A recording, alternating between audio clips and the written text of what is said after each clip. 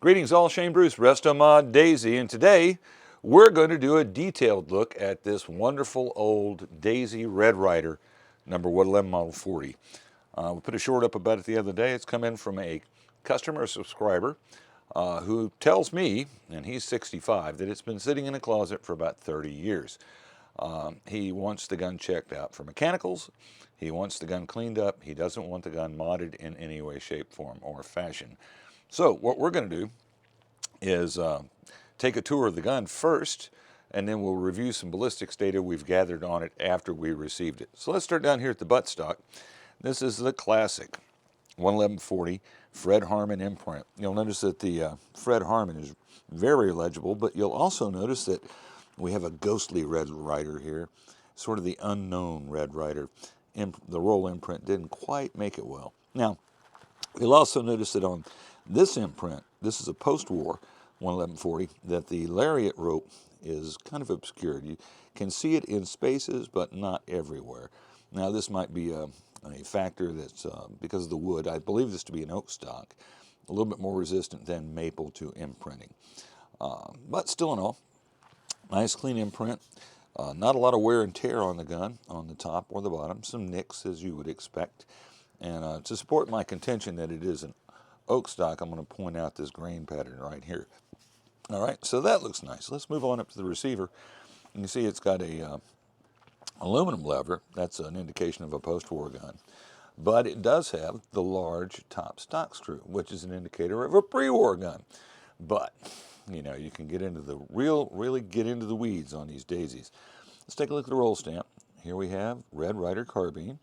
Then we'll roll it up slightly, and we can see that it is, in fact, a 111 Model 40. And then we can maybe make out the Plymouth, Michigan. Okay.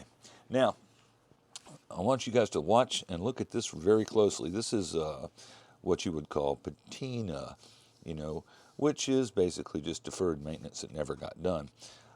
Over here on this side of the Latigo loop, you'll notice that the steel is slightly less rusty than this side, which probably indicates that the gun sat in the closet as described for a lengthy period of time, and the ring laid up against the receiver bottom here. Now, before we move along, let's take a look at something you don't really get a chance to see very often. This gun is supposed to be original. This gun is a possession of the original owner, and he tells me that it has never been apart. So let's take a look at some stuff we can see. Well, it's got the period correct slotted screws, but you'll notice that there is no little ring around it like the other two screws, the bolts, pardon me. The trigger bolt, you'll notice, has a washer, and the lever bolt has a washer, and yet the stock bolt has no washer. Seems that some folks think that every one of these bolts ought to have a washer if it's going to be factory correct.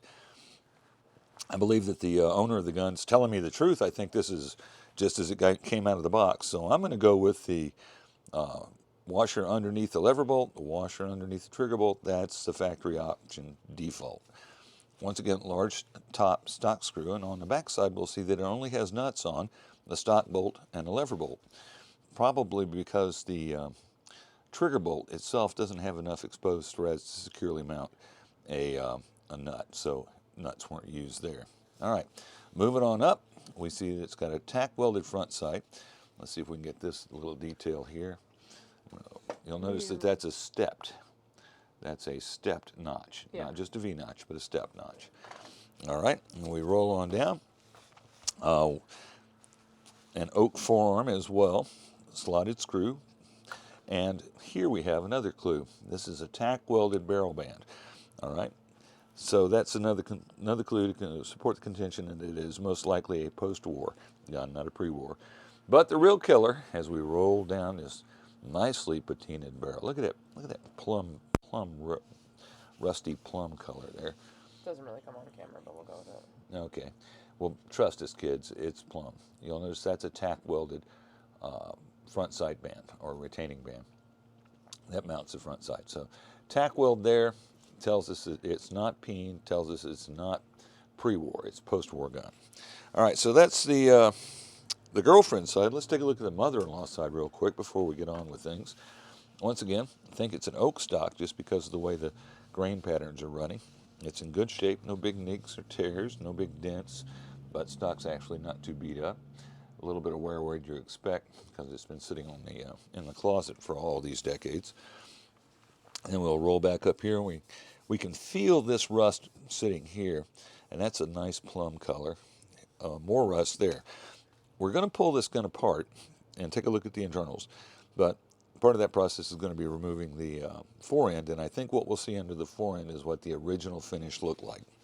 Now, on this side of the gun, you'll notice that the rust is a bit chunkier over here, so this might have been the side that faced out toward the environments while sheltered in the closet, but no big dings. Down here on this side of the muzzle, you can get an idea of what the factory blue originally looked like.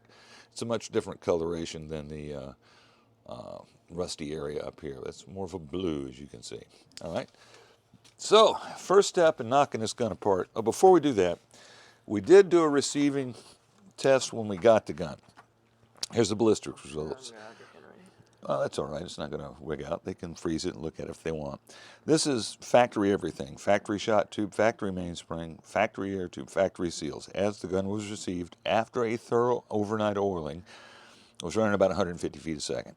The only mod I've done to the gun was to pull the original shot tube out and install one of these bad boys, a Model 25 shot tube, which is not an interrupted thread. In other words, once you thread this thing in, it stays. It doesn't have to be able to spin around to accommodate the restrictions of the lightning loader that the gun came stock with. Now, to work, this little mechanism has to rotate, so you can open it up, feed BBs, and close it back to keep BBs from falling in and out. And to make that happen, there's an interrupted thread on the base of the unit so that it can spin when it's in the gun. Now, if it spins while it's in the gun, it's really hard to get it cinched down hard against the abutment seal and close off any air loss that may be occurring at that juncture. So, as we can see from the chart here, when you pull the factory shot tube out and install the Model 25 shot tube, you see a pretty significant bump in numbers. Say 152, 273. I mean, that's 120 feet a second improvement, which tells me the mainspring in this gun is in good shape and the seals are in good shape. I don't think we want to do anything to that once we pull them out of there and take a look at them for inspection purposes, because the gun's running pretty well for a factory original condition gun. But we may end up sending one of these back with it when we get done. All right, so now let's start the process of knocking this thing apart. As with any of the daisies, the first thing you want to make sure is the gun is not cocked. It's not. We're going to pull the shot tube out, get it out of the way, and this will give us an opportunity to look at the shot tube itself and see if there's anything winky, wanky, or wonky about it. Well, there she is, regular old shot tube. Retaining spring is in place. Threads are present. It's a little gummy, but not bad. Now, this is a visible seam. You can see that seam with the naked eye, and if we look down the bore of the shot tube against a light source, we'll see a light gap here. So I'm theorizing this is where the velocity loss in the gun is coming from. And you'll also notice that it looks to me, I'm not quite certain if that's glue residue, but it's got a lot of markings, and I haven't seen that on a whole lot of other shot tubes. Oh, for example, here's one that's, no, we won't look at this one. This one's super wanky. But yeah, that looks kind of odd, and it is opened up there. So I think we're losing some of the velocity on the gun because of the factory shot tube. That might be something we can remedy. We'll talk to the owner and see if he wants to go that far. All right, the next step after we pull the shot tube out is take a peek down the bore. This is always an informative and disgustingly hard part to do. But we're looking for that little silver tube. We need a light source. I have the camera.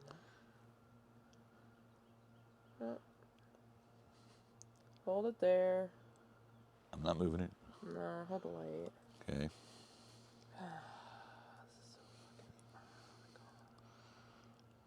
Well, oh, there we are. Yeah, it's just There's not a going to flash. focus, so you're going to have to deal with it, people. Okay, believe me, there's an air tube down there. Yeah, okay. So we check that. It's present. On a million other videos. Well, you know, this is process. So now we're going to take her apart. First step we're going to do is pull the buttstock. Now, when you're messing with these old original factory screws, and these are in really good shape, you want to make sure that you've got a screwdriver bit that fits them precisely. Not almost, but precisely. Oh, and before we do that, let's get those nuts off those. Now, I took the liberty yesterday of soaking these down with a product called Croil. Croil normally comes in a red can. We use ours in a squeeze bottle out of a big old gallon jug I've got. I'm going to dismount our nuts, and if you give it a day of Croil to soak, they'll just ride right off. There they go. Next thing we're going to do is pull the stock. So the first step is to do the top stock screw. This is a rather large one with the big bolt on it, or the big head on it. The small top stock screw, say that fast 3 times, would be an indicator of a pre-war gun. This is a post-war gun.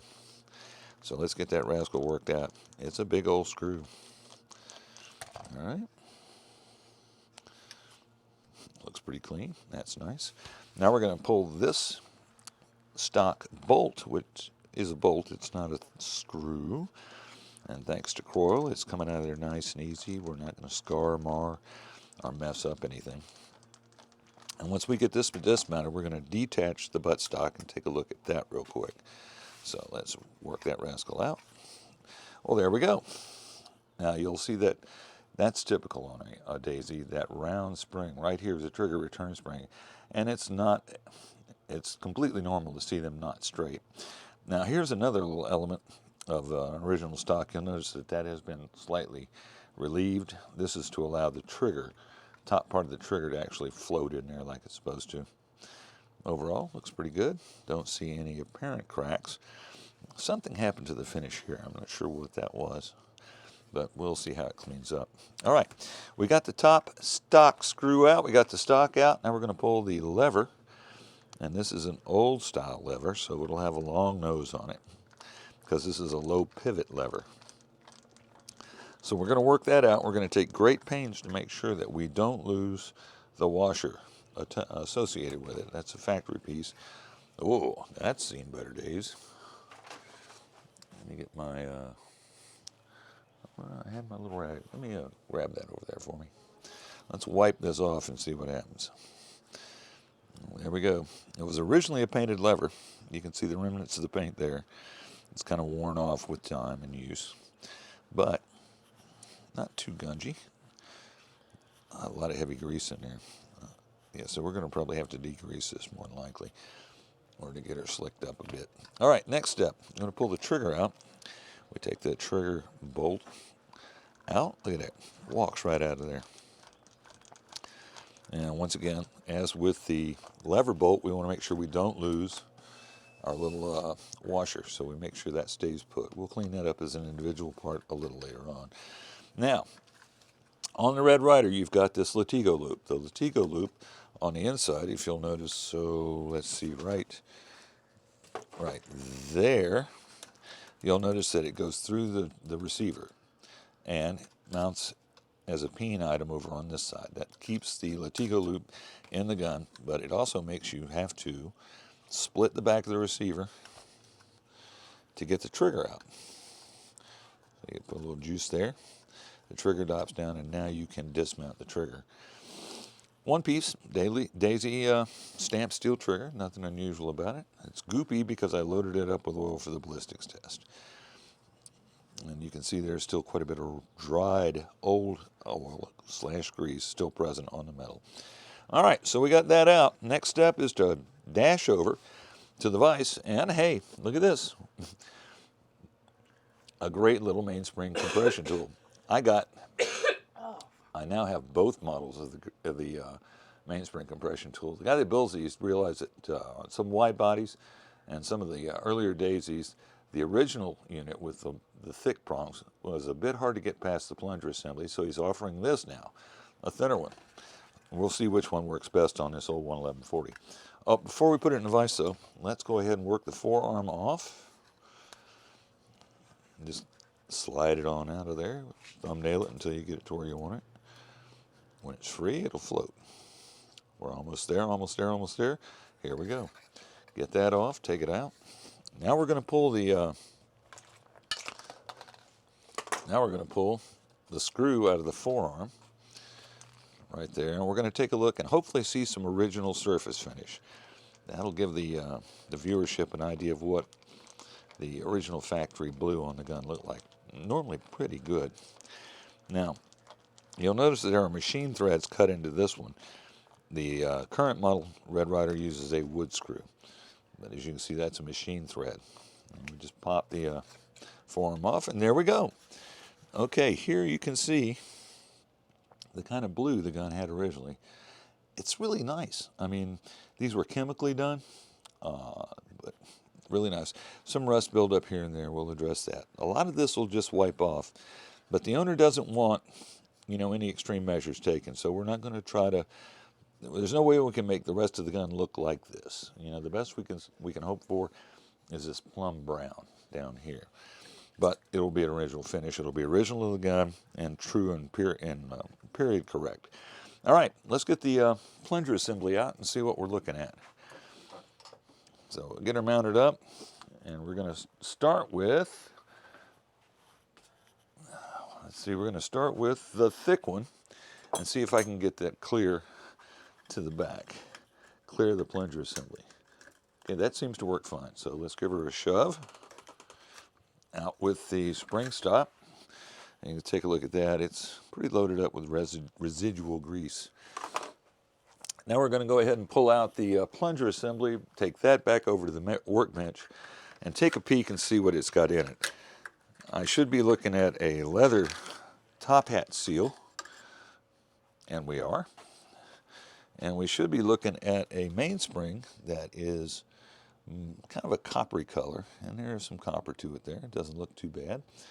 The original seal is in excellent shape, so it's got a little bit of crap hanging off that's been scraped over the years by use.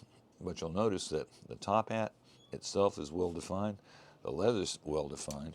Now that's kind of strange. The air tube, look at those grooves cut in it. I don't see that on a regular job. You'll also notice the crown is very irregular as well.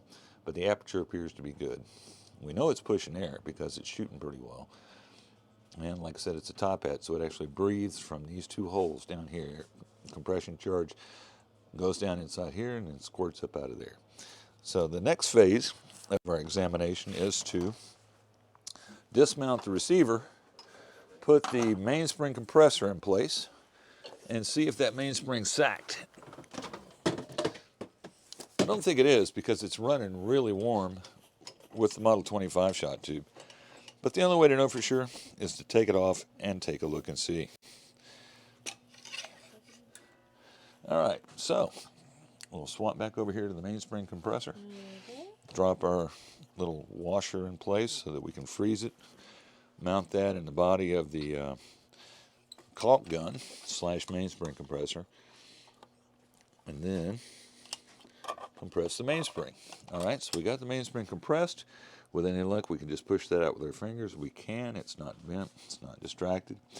Now, in these old style air tubes, this section here at the bottom is a piece of steel that's machined and contoured. Let's get it over here on the bench so you can see that profile a little better. It looks conical because it is.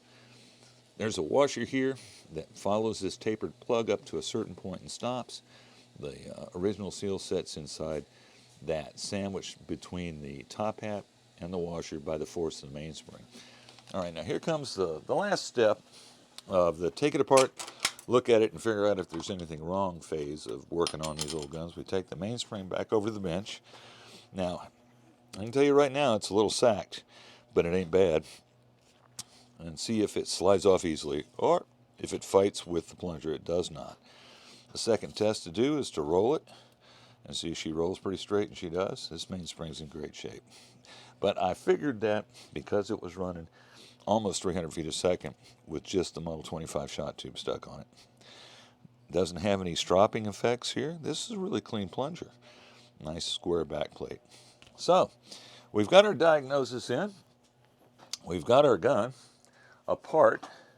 So the next phase of the job is going to be to dust this thing down with an oily rag and see how much of the gun comes off and how much stays put. We'll then put it back together, retest it ballistically, and communicate with the owner and see if he wants to do anything radical to it. His communications with me up to now have led me to believe it. Nah, he just wants it cleaned up, wants it verified, and running as nice as it can. All right, kids, well, that's all we've got for you today. This is Shane Bruce with Restomod Daisy, signing off.